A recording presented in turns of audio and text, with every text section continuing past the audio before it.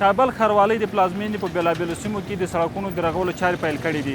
لکه څنګه چې لیدل کېږي دا د پلازمېنې کابل اړوند د جوشیر سیمه ده.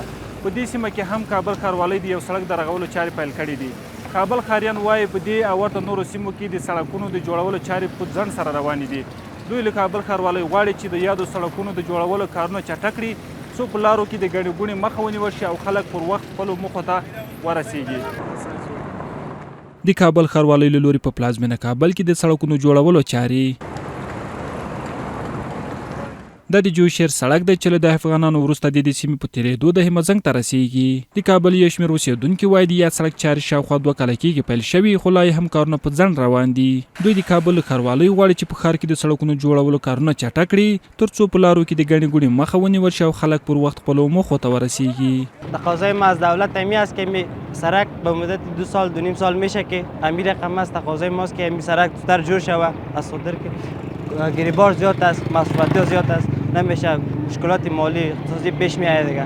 یکی باران ها بود چیزا سر مان دیگه کارمان دیگه فعلا هم سس روان هستن دیگه.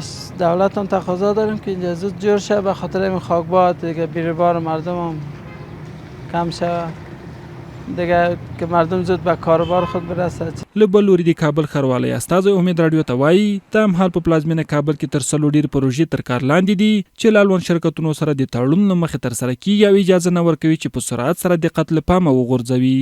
نوموړی زیاتوي کابل ښاروالۍ په ښار کې د ټولو هغو پروژو چې کارونه یې دوام لري په بشپړ ډول څارنه کوي. شهرولی کابل تمام پروژه‌ای در شهر کابل اجرا میکنه از خود یک تاریخ میاد و قرارداد داره. مطابق قرارداد ما اجرات خود را میکنیم.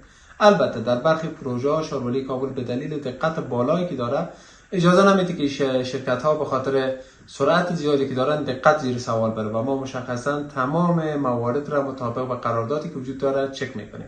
فعلا در شهر کابل بالاتر از صدها پروژه جریان داره و شهرولی کابل نظارت کامل بر تمامی پروژه داره و هر پروژه مطابق تقسیم اوقاتی که داره و پیش خواهد رفت.